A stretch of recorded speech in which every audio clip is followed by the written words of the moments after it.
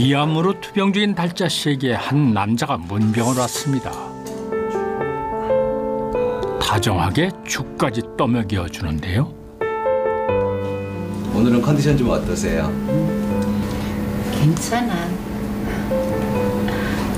목요일은 누님 만나러 올 생각에 일하러 오는 것 같지 않아서 좋아요. 나도 성훈 씨 덕분에 지긋지긋한 병원 생활이 좋아지네.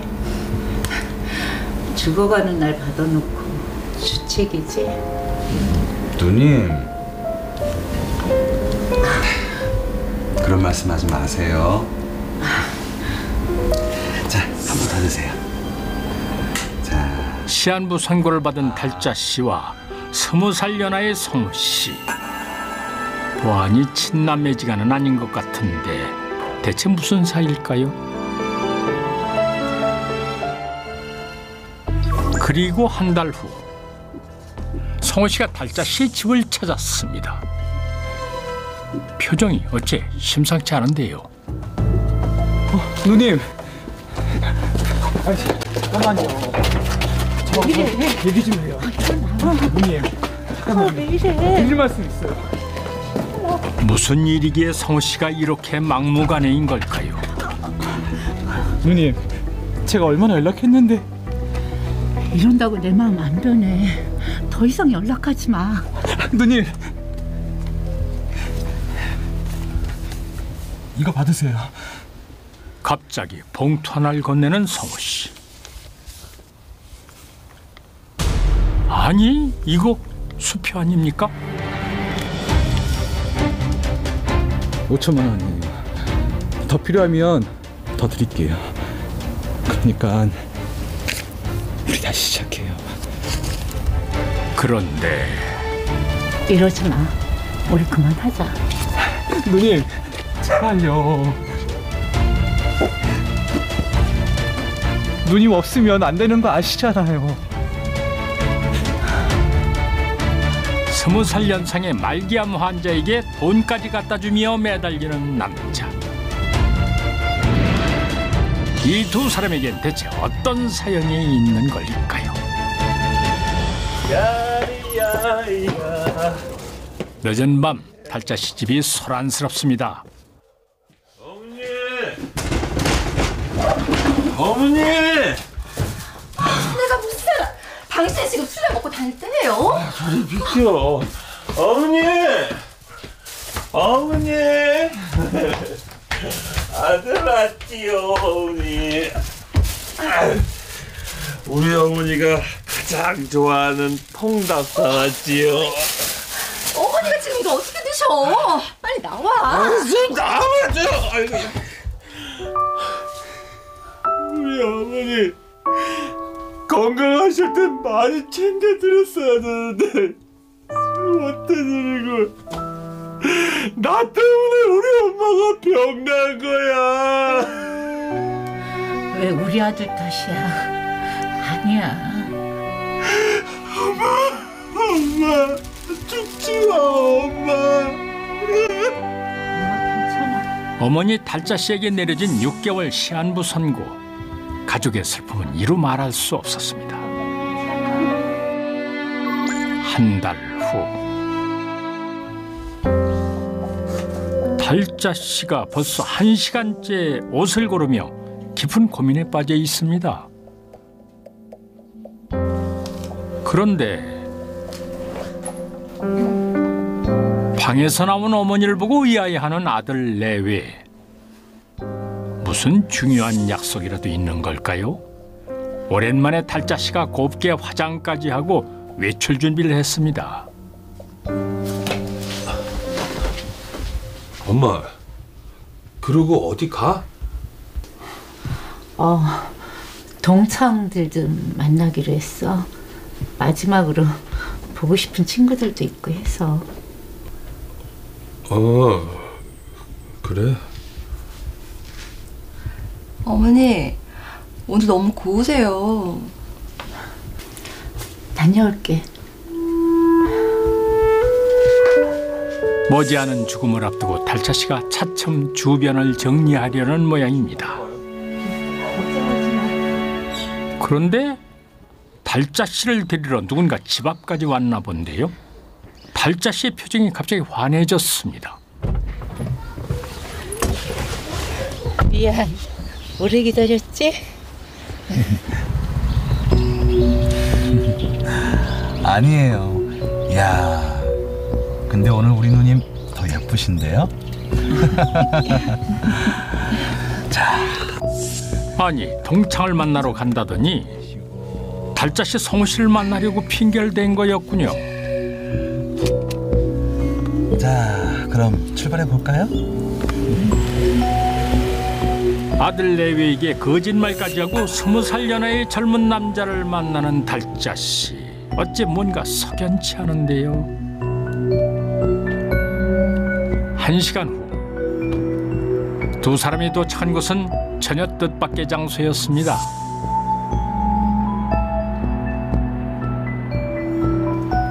누님, 여기에요. 와, 이게 몇 평이야? 저기부터 해서 저기까지 한 10만 평쯤 돼요. 지금 시세로 100억 정도? 와, 100억. 대단하네. 이거 누님 거나 다름없어요. 무슨 성우 씨도 참. 무려 100억 원에 달하는 땅이 달자 씨 거나 다름이 없다니 좀처럼 이해가 되지 않는 상황입니다. 두 사람 대체 무슨 관계인 거죠? 잠시 후 구청을 찾은 두 사람. 이들의 이해할 수 없는 행동은 계속됐습니다. 제가 개명을 해서 신고하러 왔는데요. 이게 개명 서류예요. 예? 뭐라고요? 달자란 이름을 화영으로 바꿨다는 것입니까? 네, 수고하세요. 시한부 선고를 받은 마당에 이름을 바꾸다니.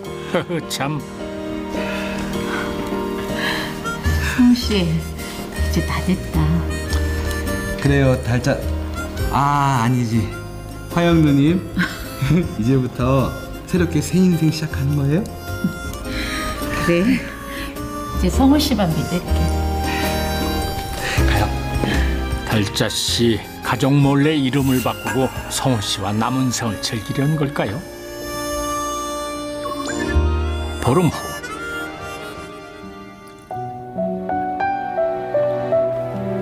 하루가 다르게 건강이 악화되고 있는 달자 씨. 안색이 많이 안 좋아 보입니다. 그때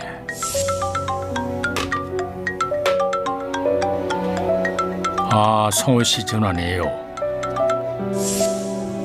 그런데 일부러 전화를 받지 않는 달자 씨. 왜 갑자기 성우 씨를 피하는 걸까요? 그날 밤 성우 씨가 달자 씨의 집 앞까지 찾아왔습니다. 5천만 원이에요. 더 필요하면 더 드릴게요. 이러지 마. 나 그런 사람 아니야. 미안해, 그만 가봐. 누님 제발요.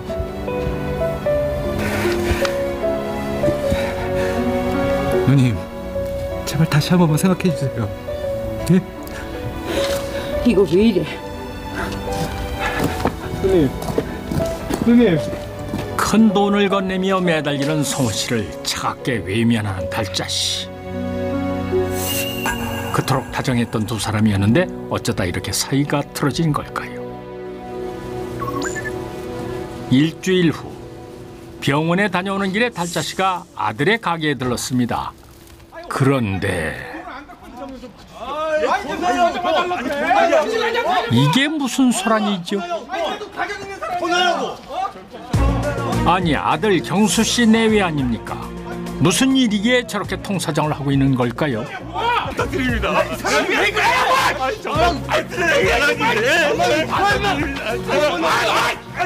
아이고, 이를 어쩌면 좋습니까? 경수 씨 다친 건 아닌지 모르겠네요. 마지막이야. 다음 주까지 입금 못하면 법대로 가자고. 감사합니다. 사장님, 감사합니다. 감사합니다. 달자 씨도 모르게 아들 경수 씨가 빚을 지고 있었던 모양입니다.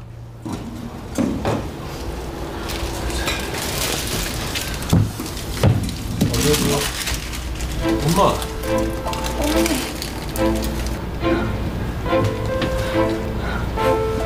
너 대체 빚이 얼마나 되는 거야? 솔직히 말해. 그게 한 1억 5천 정도. 식자재 미수금 900도 있고. 뭐? 아, 어쩌다 이 지경이 됐어. 달자 씨도 감당할 수 없을 만큼 큰 빚을 지고 있는 아들. 엄마, 식사하고 가요.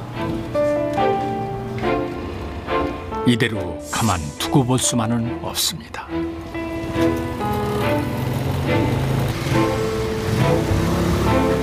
결심한 듯 누군가에게 전화를 거는 달자 씨. 성우 씨, 나야. 우리 지금 만나.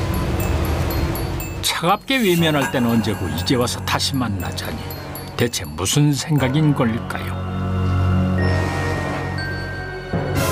다음 날 다급하게 경찰서를 찾은 경수 씨 부부. 그런데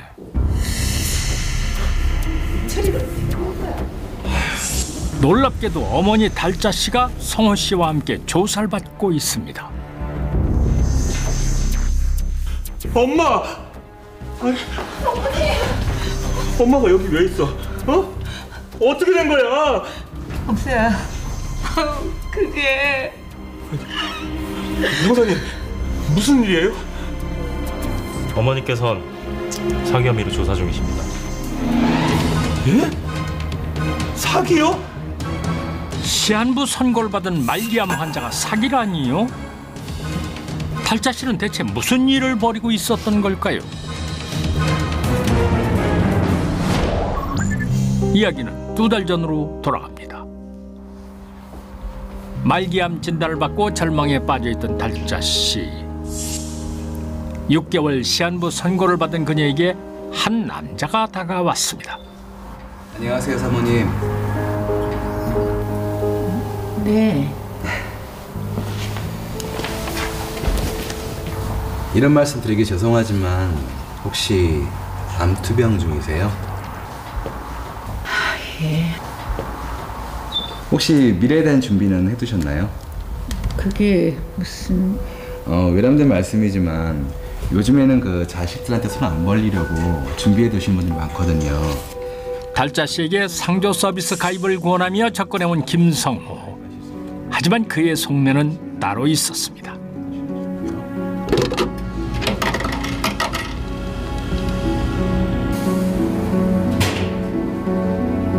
김성호는 수시로 병원을 찾아와 달자 씨에게 친절을 베풀곤 했는데요. 달자 씨의 마음을 얻기 위해 거짓말도 서슴지 않았습니다. 저희 큰 누님을 많이 닮으셨어요. 그래요? 큰 누님도 3년 전에 암으로. 너무 보고 싶네요. 잊지도 않은 친누나 이야기를 꾸며내 동정심을 유발한 김성호. 동병상련을 느낀 달자 씨는 그를 친동생처럼 아끼게 되는데요. 달자 씨가 마음의 경계를 허물자 김성호는 서서히 본색을 드러내기 시작했습니다. 여기가 어디야? 무슨 좋은 일인데 그래? 제가 지난번에 말씀드린 거요. 들어가세요. 자, 갑시다. 좋은 일이 있다며 김성호가 달자 씨를 데리고 시내의 한 오피스텔을 찾았는데요. 들어가세요. 영문도 모른 채 무작정 김성호를 따라온 달자 씨. 왠지 불안합니다. 괜찮아요. 자, 오셨어요. 어서 오세요. 정말 잘 오셨습니다. 저는 여기 총책임자 신정숙이라고 합니다. 생각 잘하셨습니다, 사모님. 곧 돈방석에 앉게 되실 겁니다. 아니, 일단 일로 오시죠. 들어와요. 뭐요? 돈방석이요? 이거 사기꾼 냄새가 물씬 풍기는데요. 사모님, 제가 간단하게 브리핑하겠습니다. 여기는 지금 대한민국의 최고의 땅들을 지금 표시해놨습니다. 그 중에서도 우리 사모님 보시게 될 땅이고, 이들은 부동산으로 큰 돈을 벌게 해주겠다며 달자씨에게 뜻밖의 얘기를 꺼냈습니다. 정말 저는 개명만 하면 돈을 받을 수 있는 거예요? 그럼요.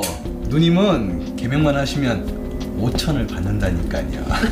아유, 목돈 챙기셔서 그 아드님한테 유산으로 남기시면 좋잖아요. 그럼요. 아무 걱정하지 마세요. 이름만 바꾸면 5천만 원을 주겠다는 놀라운 제안. 시 일행은 지인을 통해 부동산 등기 중 땅 주인의 이름과 주소 이외에 주민등록번호가 기재되어 있지 않은 10여만 평의 땅을 소개받았는데요. 이들은 땅 주인과 성씨가 동일한 할머니를 섭외해 땅 주인인 이름으로 개명을 하도록 하였습니다.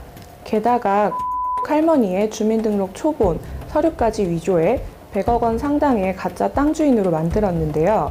이와 같은 일이 가능하였던 것은 1984년 7월 이전에는 부동산 등기 신청 시 주민등록 번호 입력이 의무화되지 않았기 때문에 이를 악용하였던 것입니다. 달자씨의 이름을 바꾸어 가짜 땅 주인으로 돈값시킨 김성호 일당. 그들의 목적은 따로 있었습니다. 자, 이제 강하혁 씨 땅이 됐으니까 저기 우리 대출 한번 받아볼까요? 시세가 한 100억 정도 되니까 한 30억 정도 먼저 받지. 30억이나요? 에이, 누님은 걱정 마세요. 자, 서류 확실히 준비들 하고요. 달자씨에게 땅 주인 행세를 하게 해 그에게 토지담보대출을 받으려 했던 건데요. 이 부분도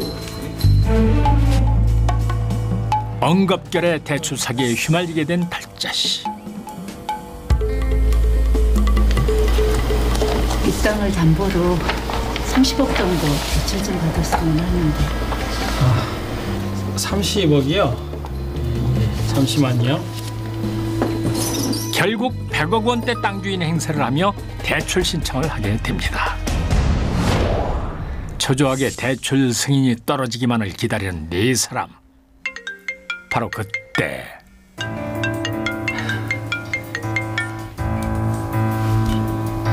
여보세요? 강화영 씨 되신가요?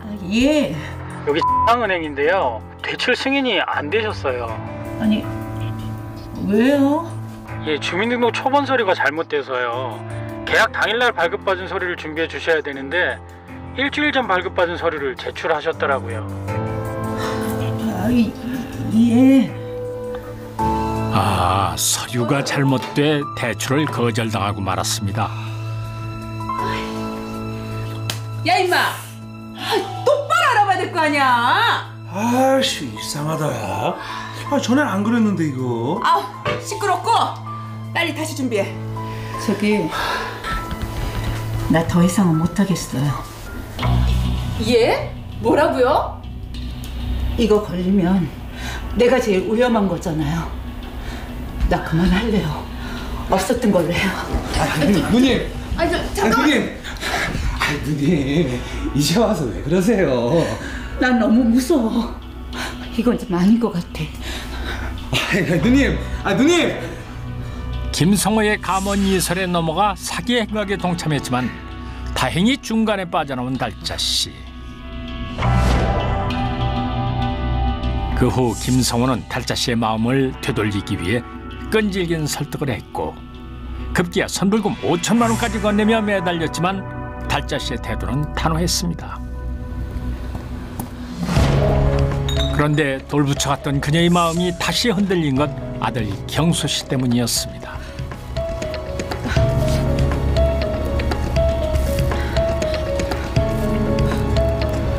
성호 씨, 나 할게. 대신 조건이 있어. 나 3억 줘. 아들의 빚을 대신 갚아주기 위해 3억 원을 받는 조건으로 다시 사기 행각에 가담한 달자씨. 그리고 며칠 후 두 사람은 문제가 됐던 서류를 보완해서 다시 대출을 신청했습니다.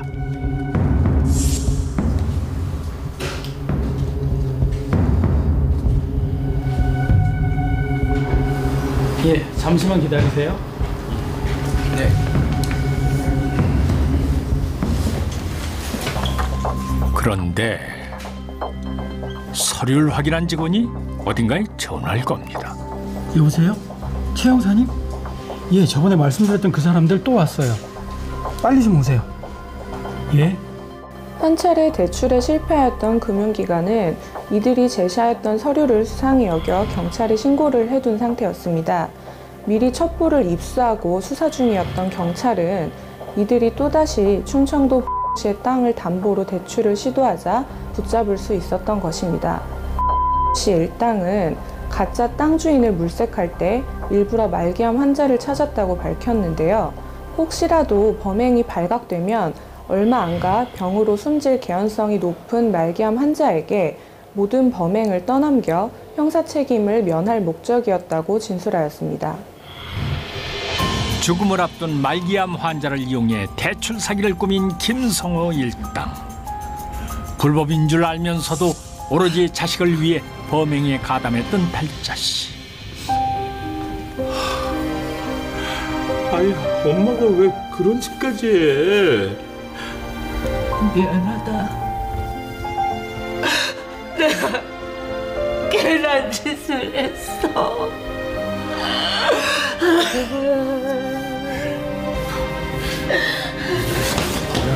당신들 어떻게 말기암 환자한테 이딴 짓까지 시켜? 왜 이래? 아 진짜. 할머니 말은 똑바로 해야지. 할머니도 돈 욕심 냈잖아. 3억 달라며. 아 진짜. 새끼가 진짜. 김성호 일당은 사기 미수 및 사문서 위조 혐의로 구속됐고 달자씨는 초범이란 점과 말기암 환자인 점 등이 참작돼 집행유예를 선고받았습니다. 고통 속에 살고 있는 말기암 환자를 희생양으로 삼은 사기 행각. 인간의 탐욕은 어디까지일까요?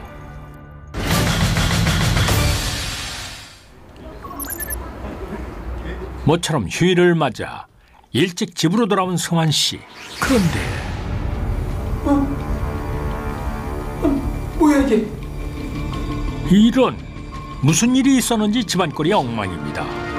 승환 씨 다급하게 안방으로 들어가 보는데 아이고, 여기도 역시나군요. 없어. 여기다 없어. 예시.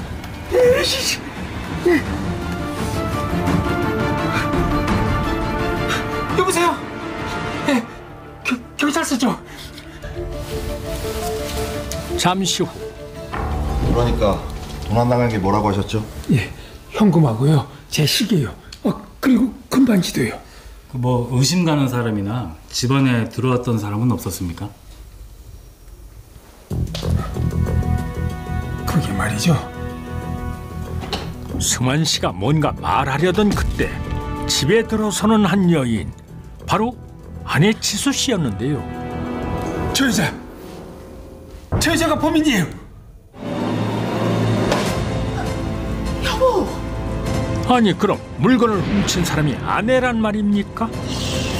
아내를 절도범으로 신고한 남편. 이들의 기막힌 이야기가 지금 시작됩니다. 어서 오십시오. 동네에서 제법 큰 식당을 운영하는 승환 씨. 늘 손님이 북적이는 만큼 누구나 아는 알짜배기 부자라는데요. 안주 부족하시죠? 네. 오늘 특별 서비스입니다. 고맙습니다. 우와, 역시 우리 사장님 최고. 역시 박 사장 통이 크다니까. 이러니까 내가 여기 단골이랬어. 고맙습니다. 모두 칭찬 일색이던 그때 좋았어요. 왔어? 아니, 오늘도 신랑 점심 챙겨주러 온 거예요? 하여튼 누가 인꼬부부 아니랄까봐 부럽다 부러워. 진짜 부럽다. 식사 맛있게 하세요. 예, 잘 먹겠습니다. 손님들이 모두 알 정도로 두 사람 여간 다정한 게 아닌가 봅니다. 그런데 얼마 후. 여보! 아니 승환 씨, 이게 대체 무슨 일입니까? 여보! 어디 갔어요? 혹시 제 아내 못 보셨어요? 사장님, 무슨 일 있으세요? 아내가 집을 나갔어요. 없어졌다고요. 네? 집을 나갔어요? 아이고, 어디 갔는지 연락도 안 되고. 제발 제 아내 좀 찾아주세요. 제발 제 아내 좀 찾아주세요. 아이고. 그렇게나 사이좋던 아내 지수 씨가 집을 나간 건데요. 걱정되는 마음에 경찰에 실종 신고를 하는 승환 씨. 부탁드립니다. 제 아내 좀 꼭 찾아주세요. 일단 너무 걱정하지 마시고요. 좀 기다려보죠. 두 분 그렇게 사이가 좋더니 어떻게 되신 거예요? 저도 잘 모르겠습니다. 대체 승환 씨와 지수 씨 부부에게 무슨 일이 있었던 걸까요? 그런데 며칠 후 누군가 승환 씨의 집을 찾아왔는데, 이게 누굽니까? 가출을 했던 지수 씨 아닌가요? 다행히 돌아온 모양이네요. 뭐야, 왜 이래? 와, 불을 잠궈놨어. 졸지의 대문 앞에서 날을 새게 된 지수 씨. 이런 지수 씨의 사정을 아는지 모르는지 승환 씨는 도통 연락이 되질 않습니다. 이런 식으로 나오겠다 이거지? 그래. 나도 다 방법이 있지. 그런데 이게 웬일입니까? 당황하기는커녕 자연스럽게 담을 넘는 지수 씨. 하지만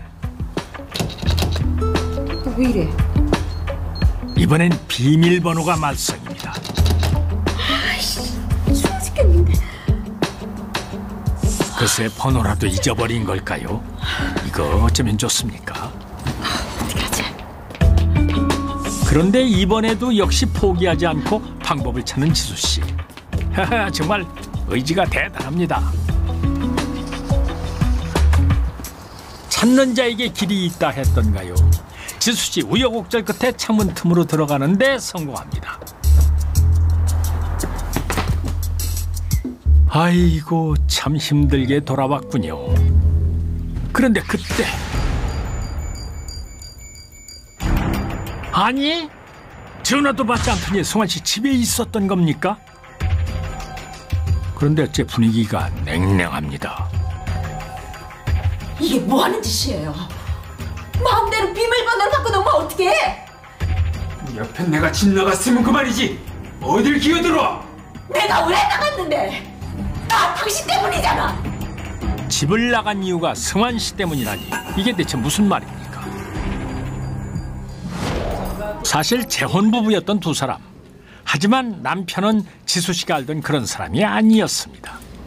여보, 저기 상판대에 묻어 고기 많이 남았으니까 얼른 갖다 둬. 이따 우리 점심 먹어야지. 사실 승환 씨는 짜도 이렇게 짤 수 있나 싶을 정도의 자린고비였던 건데요. 고기 한 점조차 절대 버리지 않은 승환 씨.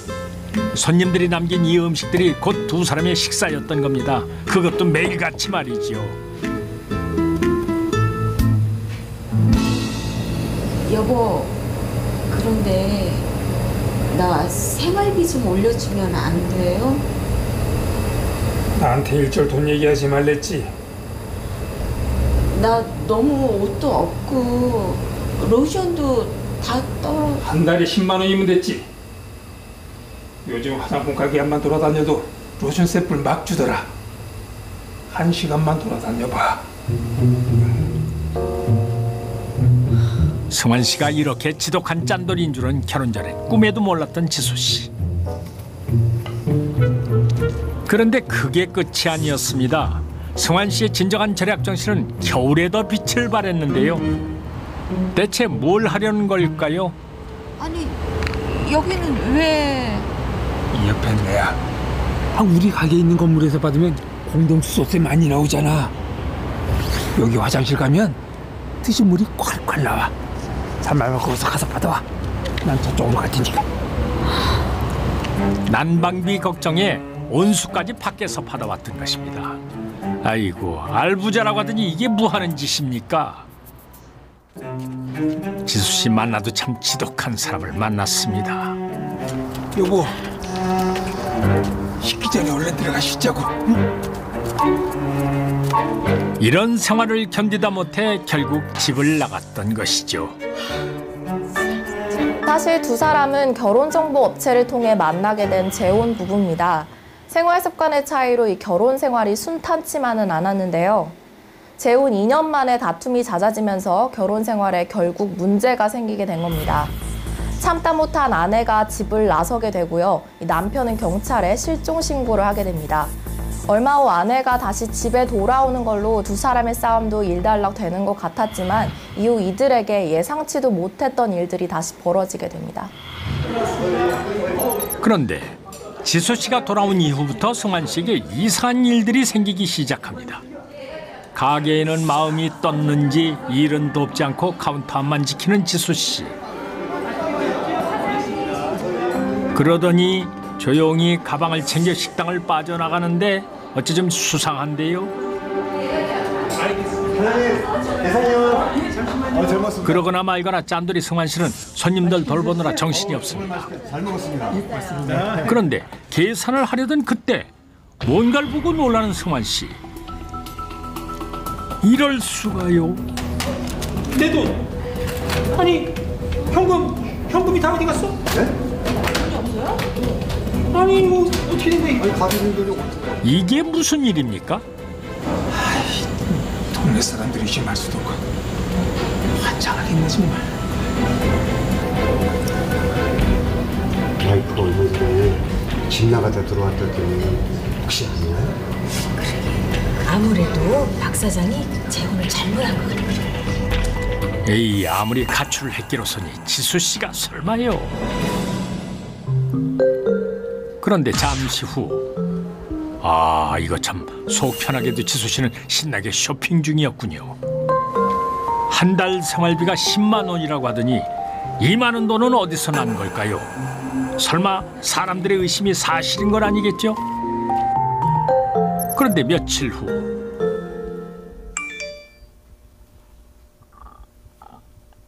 무슨 메시지를 받은 건지 휴대전화를 본 지수 씨 잔뜩 화가 난 것 같은데요. 보아니 아무래도 승환 씨 때문인 것 같습니다. 대체 무슨 일일까요? 그런데 이 남자 지금 뭘 하고 있는 걸까요? 그것들은 왜 찍는 겁니까? 지금 이게 뭐예요? 사진 받았어?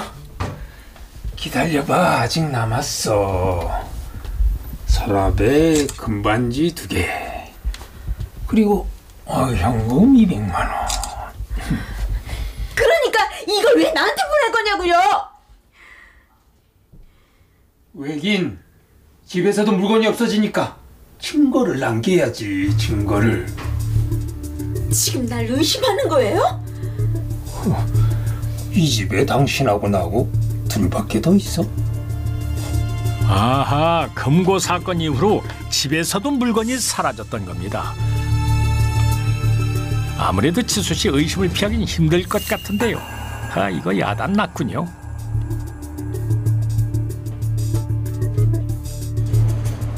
그런데 다음 날 홀로 부동산을 찾은 지수 씨. 대체 이곳엔 무슨 일로 온 걸까요? 그 정도로 구할 수 있는 집값 좀 알아보려고요. 무슨 돈으로 집을 구하려는 건지 도무지 지수 씨 속을 모르겠습니다.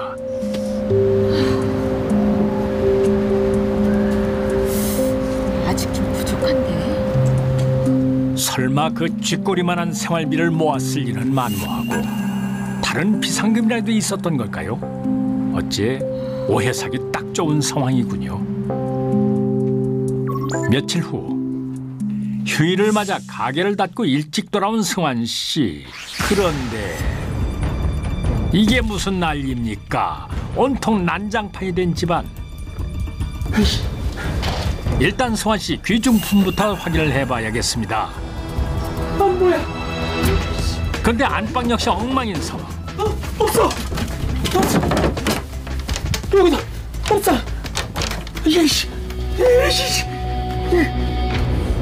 계속된 도난 사건에 결국 경찰에 신고를 하게 됩니다. 경찰서죠. 도둑이 들었어요. 대체 누가 이런 짓을 한 걸까요? 그러니까 도난당한 게 뭐라고 하셨죠? 그런데 그때 마침 집에 돌아온 지수 씨. 집안 상황이 충격적이긴 마찬가지인데요. 그 순간 저 여자가 범인이에요. 여보. 아내인 지수 씨를 절도범으로 지목한 승환 씨. 과연 사실일까요? 집안에 저 여자밖에 없었다고요. 저 여자가 절도범이 분명해요. 절도범이 맞다니까요. 이 인간이 하나도 못해 날 절도범으로 신고를 해. 그럼 절도범으로 신고하지 뭐로 신고하냐? 뭐라고? 자, 진정들 좀 하시고. 그러니까 두 분 실제 부부가 맞는 거죠? 예? 같이 살고 계시고. 부부면 뭐합니까? 남편 돈이 넘쳐간 여자가 무슨 아닙니까? 진짜 꼭 이렇게까지 해야 돼? 내가 당신 속셈을 모를 것 같아? 승환 씨의 속셈이라니요. 이건 또 무슨 말입니까? 재혼 후에 궁핍한 삶을 견딜 수 없었던 지수 씨. 내가 이러려고 재혼했나? 그래, 내가 번다 벌어. 결국 승환 씨 몰래 일을 하기로 결심을 했던 겁니다. 몸은 힘들어도 돈을 번다는 사실에 즐거웠던 지수 씨. 사골만 넣고 올게. 네. 고생하셨어요. 부탁한 대로 현금으로 준비했어요. 감사합니다. 예, 수고 많으셨어요. 그 결실은 생각보다 달콤했습니다. 직접 번 돈으로 그동안 하고 싶었던 것들을 했던 것이죠. 여보 나왔어.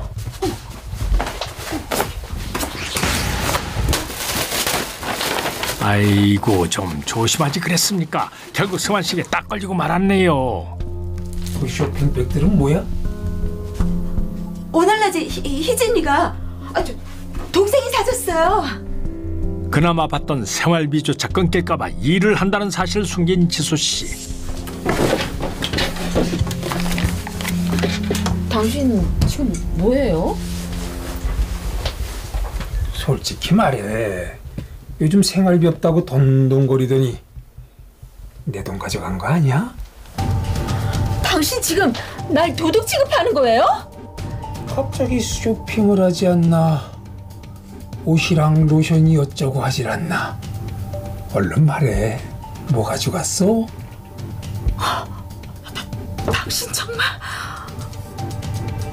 당신 정말 미쳤어. 나 정말 당신이랑 못 살아. 정말 나 못 참아. 진짜. 자신을 도둑으로 모는 남편에게 화가 난 지수 씨. 홧김에 짐을 싸서 나갔던 것입니다. 당신 두고 봐. 위자료나 준비해. 하지만 이혼 경험이 있던 지수 씨. 또다시 이혼이란 꼬리표를 달긴 싫었습니다. 그래서 결국 돌아왔던 것이죠. 그런데 이번엔 경찰에 신고라니요. 지수 씨 속도 말이 아니겠습니다. 이번에도 저 집 나가라고 이러는 게 틀림없어요. 박송아 씨, 부인 말이 모두 사실입니까? 그건 그거고 절도는 절도죠. 빨리 잡아가시라니까. 그런데 이 부부간에는 절도죄가 성립이 안 돼요. 그러니까 남편분 솔직하게 대답하세요. 진짜 도둑 둔 거 맞습니까? 계속 이러시는 것도 공무집행 방해예요. 이 사람이 지금도 계속 거짓말하고 있는 거라니까요. 에이씨, 그래. 너한테 한 푼도 주기 싫어서 그랬다. 왜? 지수 씨에게 한 푼도 주기 싫어서 그랬다니 이게 대체 무슨 말일까요?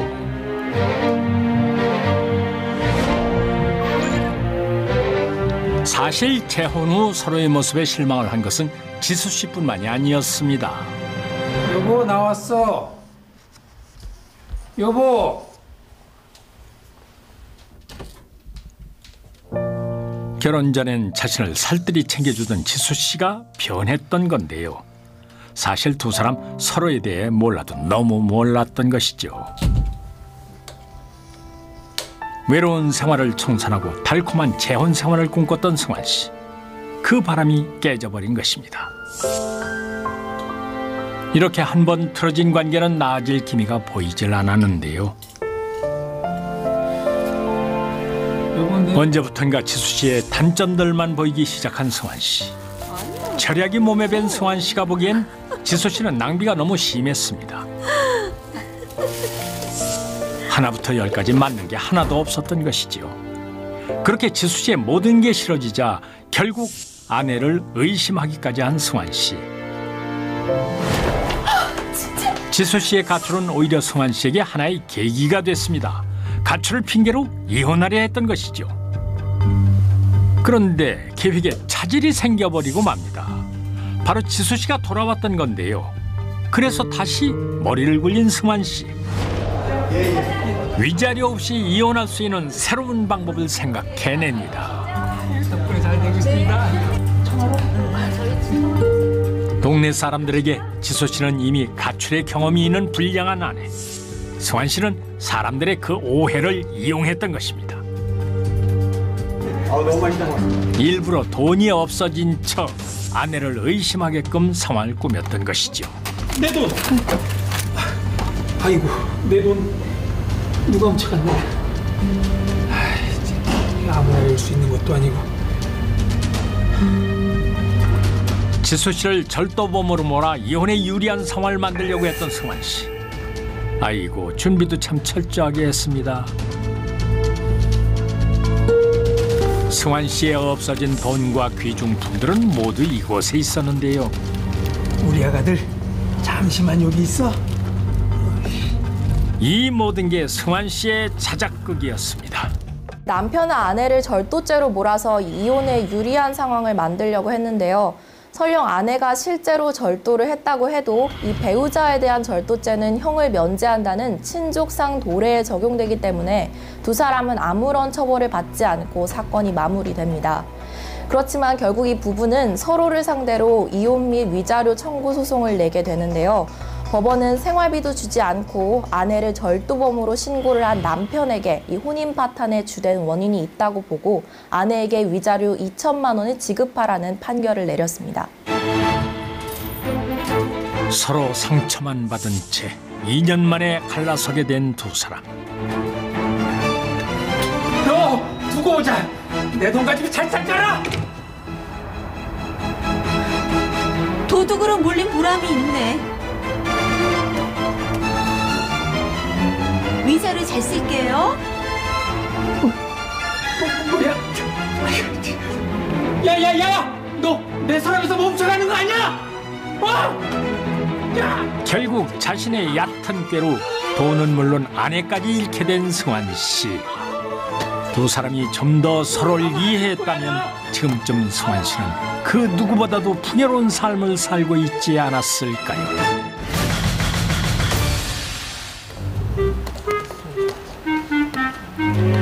크리스마스를 앞둔 어느 겨울날.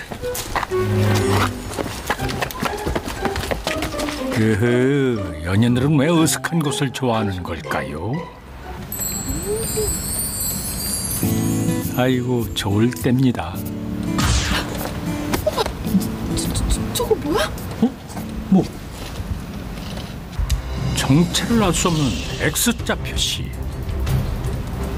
에이, 뭐 애들이 장난친 거겠지 뭐.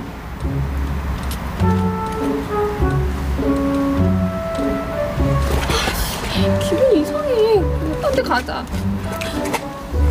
기껏 잡은 분위기 다 망쳐버렸습니다. 하던 일을 마저 하기 위해 또다시 으슥한 곳을 찾아낸 불타는 청춘 남녀.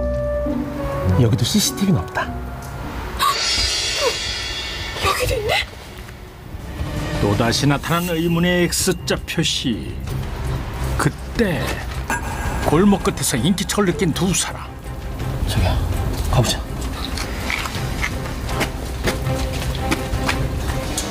가로등도 CCTV도 없는 어두운 골목에 볼 일이 있는 사람은 누구일까요? 그런데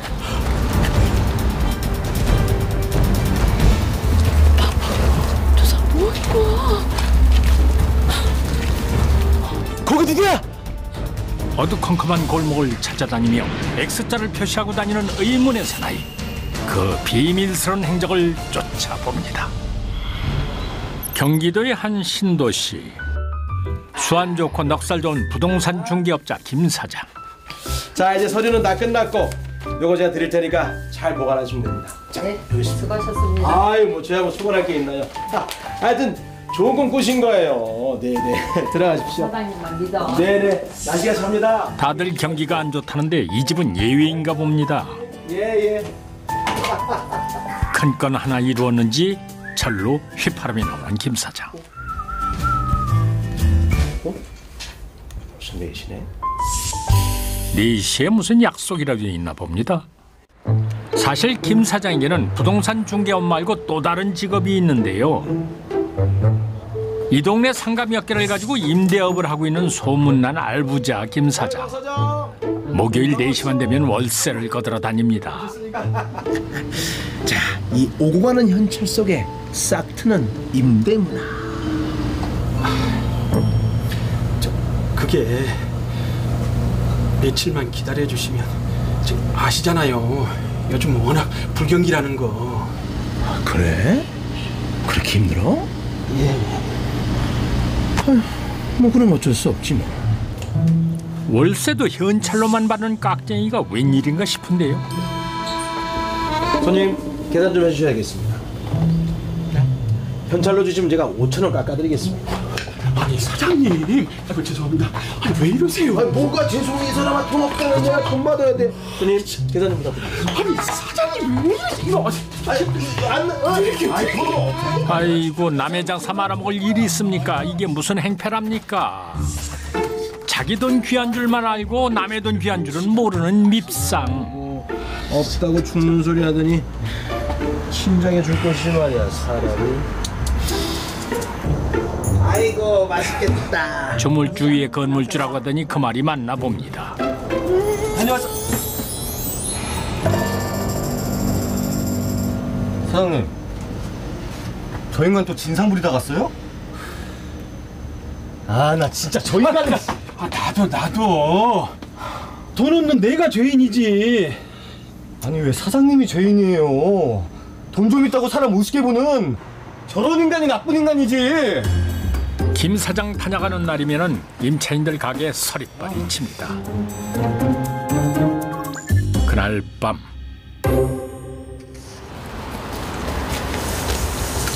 월세를 받는 날이면 알부자 진상 김 사장이 꼭 찾는 곳이 있었는데 근처에 한 노래주점입니다.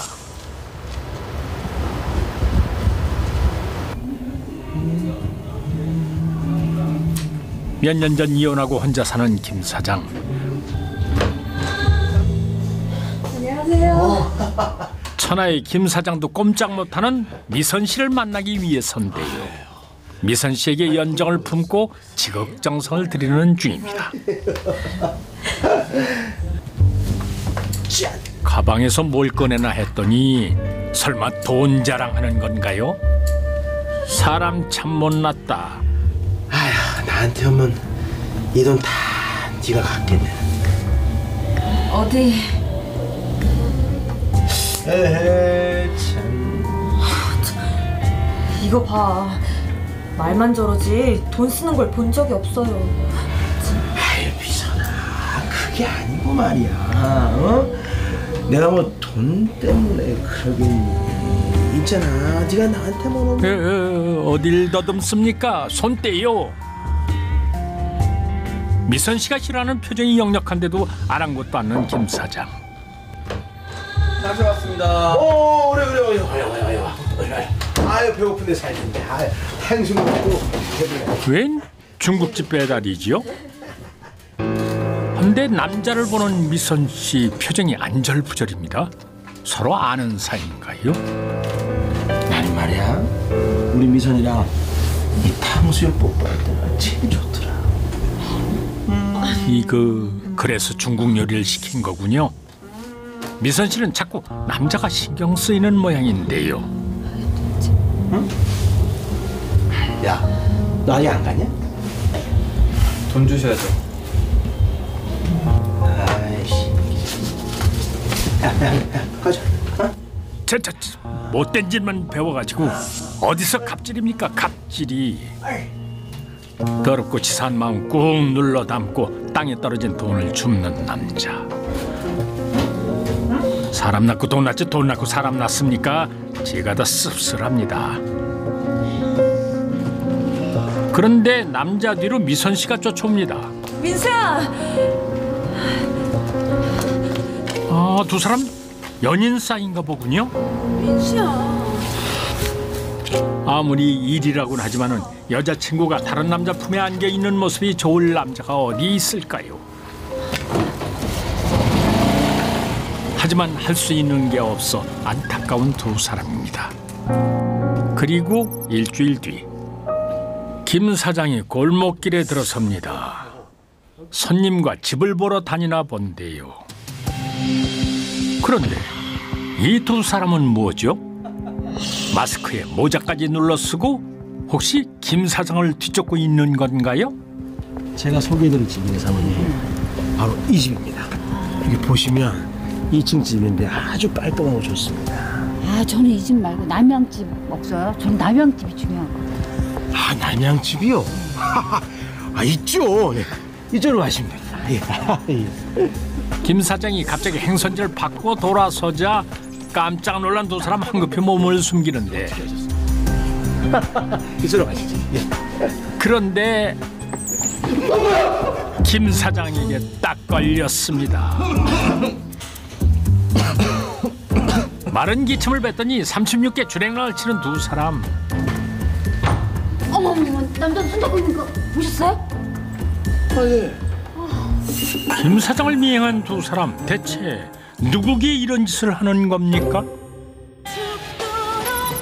그날 밤 미선 씨가 화가 단단히 났습니다. 김 사장이 또 진상을 부린 모양이군요. 야, 너 금태 눌렀어? 네가 그렇게 대단해?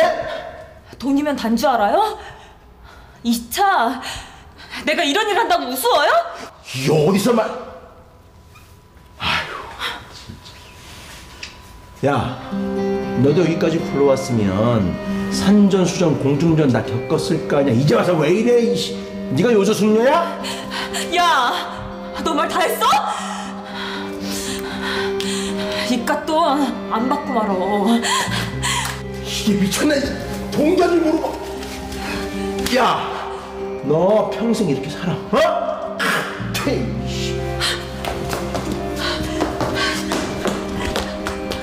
야, 이 자식아! 그동안 쌓였던 분노가 폭발한 듯 서로 독한 말을 쏟아내며 한바탕 전쟁을 치른 두 사람. 그런데 이 사람들 아까 김 사장을 미행하던 2인조 아닙니까? 하루 종일 김 사장을 따라다닌 모양인데. 강민수, 양영철? 네? 누구라고요? 미선 씨 아는 사람이에요?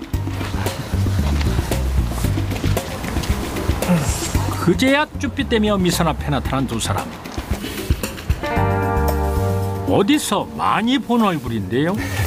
미선아, 오랜만. 복면의 주인공은 치킨집 배달부 영철 씨와 미선의 남자친구 민수 씨였습니다. 대체 두 사람 무슨 위험한 일을 꾸미고 있는 겁니까? 뭐? 납치? 야, 조용히 좀 해라. 두 사람 다 미쳤어? 너 돈 필요하잖아. 난 네가 필요하고. 김 사장 돈 많다는데 김 사장 털면 일석이조 아니야?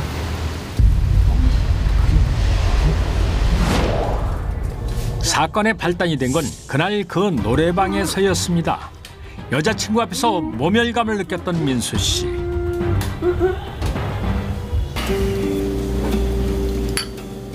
배달 일을 하면서 알게 된 동네 절친 영철 씨를 찾아가 하소연을 늘어놓는데요. 아, 왜 또 그래? 야, 너 김 사장 알아? 설마 그 알부자 진상 김 사장 얘기하는 거야? 야, 우리 동네에서 그 개진상 모르는 사람도 있냐? 영철아, 나 좀 도와줘라. 뭘? 강민수는 친구 영철과 공모해 알부자로 소문난 김 사장을 납치해 김 사장을 혼내주고 돈을 뺏겠다는 계획을 세우게 됩니다. 그 후 김 사장의 뒤를 밟으며 적당한 때를 기다렸던 두 사람.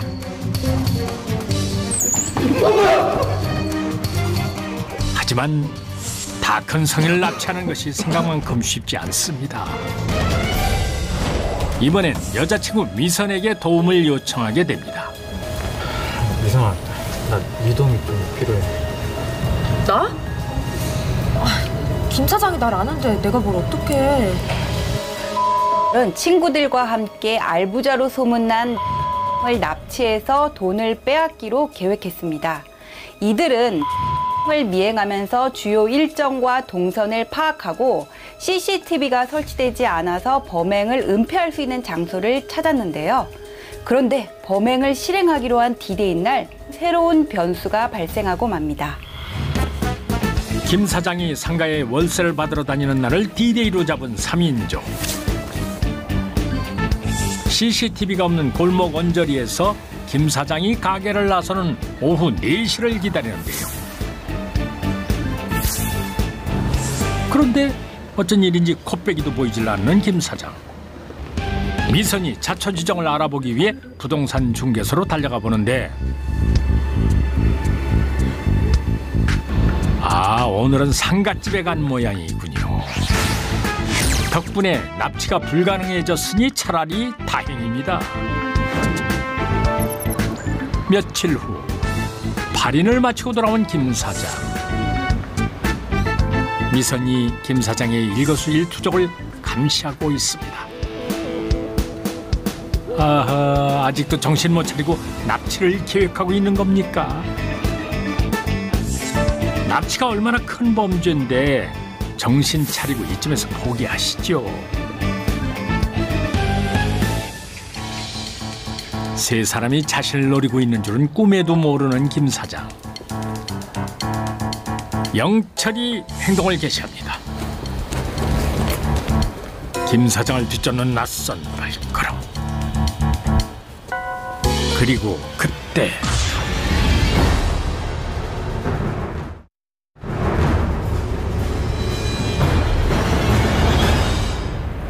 난 또 누구라고? 최 사장님 잘 지내셨어요? 김 사장 어딜 그렇게 바쁘게? 저 집에 가는 길이에요. 어떻게 지내셨길래 이렇게 연락이 없으셨어요? 생각지도 못했던 이웃의 등장으로 또다시 가로막힌 김 사장 납치 작전. 결국 실패로 돌아가는가 했는데 이번엔 차에 타고 있는 김 사장을 덮치는 두 사람. 하지만 웬걸요? 이번엔 차문이 잠겨 있습니다. 당신은 뭐야? 이런 미친놈이다. 너 누구야? 이런. 야, 거기 안 서? 몸싸움 중에 마스크가 벗겨지자 줄행랑을 치고 마는데요. 그러게 진작 그만두라고 했지 않습니까? 그리고 한 달 뒤. 납치가 실패하면서 유야무야 묻히는 줄 알았는데 결국 잡혀오고 말았군요. 그런데 두 사람 맞아요? 맞아요. 저 사람들 맞아요. 이 사람이 피해자라고요? 야! 이놈이 아주 네가 나 강도질하는 거야? 이 나쁜 놈이 이 자식이 너는 평생 첫장이야 이 녀석아. 선생님 진정 좀 하시고요. 이 남자는 또 누굽니까? 김 사장 말고도 피해자가 또 있다는 얘긴데요. 세 사람 대체 무슨 짓을 하고 다닌 걸까요? 이야기는 다시 한 달 전으로 돌아갑니다. 김 사장 납치는 실패로 끝났지만 이들의 욕심은 끝나지 않았습니다. 어떻게 할 생각이야? 세 사람이 찾은 곳은 경기도 외곽의 한 모텔촌. 그래.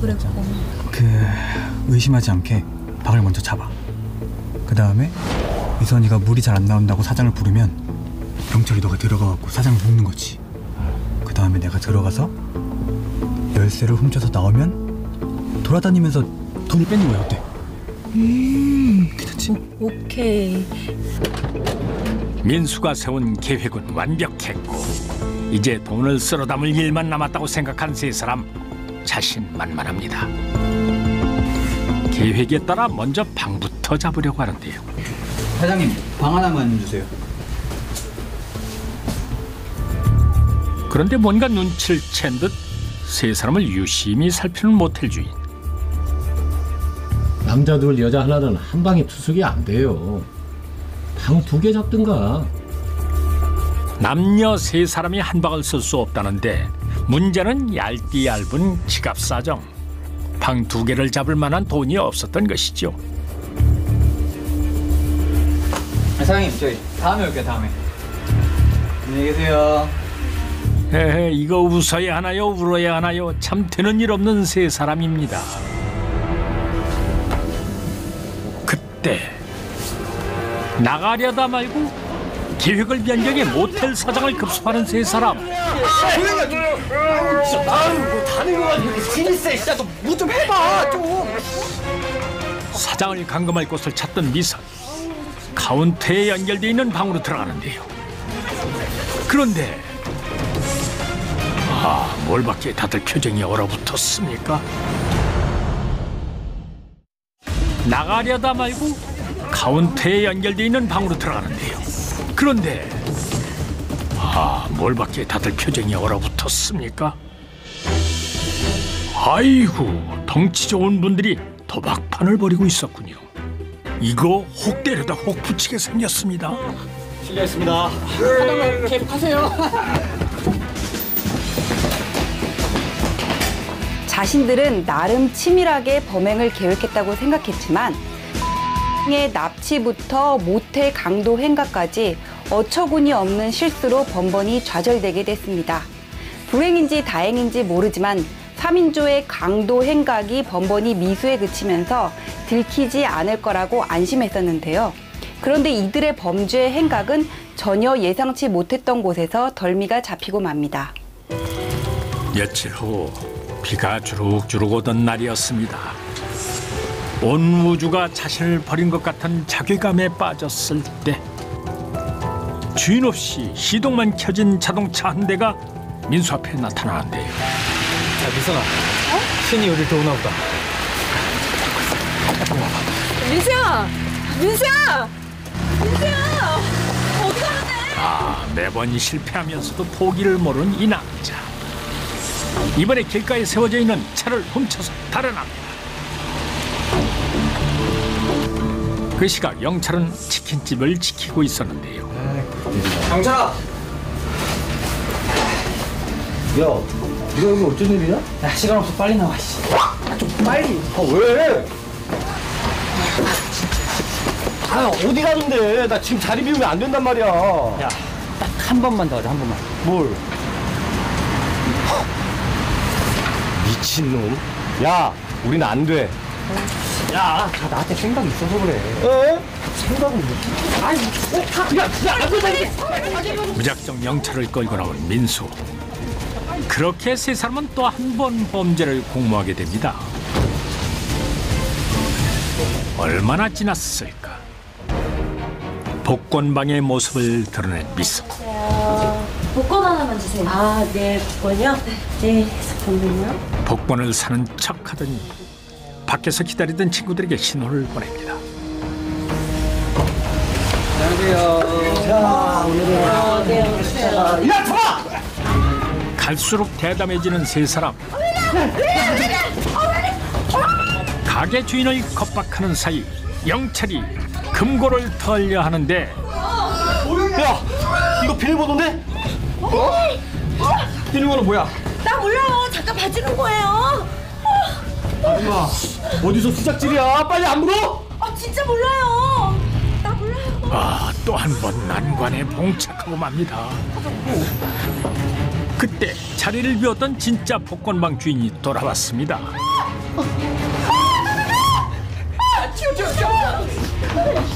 하는 족족 실패라니 이것도 체주라면 체주겠습니다. 야, 그거 어차피 버려도 되는 차잖아. 버려? 야, 이거 하지만 차에 버려서는 안 될 것이 있었으니 바로 영철이 치킨집에서부터 보고 있던 만화책이었습니다. 도난차 신고를 받고 나타난 경찰. 차에 남겨진 만화책 때문에 이들의 실패뿐인 범행은 총지부를 찍게 됩니다. 이들은 훔친 차에 대여소에서 빌린 만화책을 두고 나오면서 결국 꼬리가 잡히게 됐는데요. 일반적으로 특수강도죄의 경우에는 피고인들의 전과나 범행 경위, 실질적으로 피해가 있었는지 미수에 그쳤는지 여부에 따라 형량이 결정되게 되는데 법정 최저형이 5년인 중범죄에 해당합니다. 가난에서 벗어나고 싶었던 철없는 청춘들. 민수야, 우리 어떡해. 진짜 망했네. 하지만 가난을 극복하기 위해 이들은 욕망의 노예가 되고 말았습니다. 스스로 자신의 마음을 단속하지 못한다면 욕망의 마음을 도둑맞을 수 있다는 것을 이제는 조금이나마 깨달았기를 바랍니다.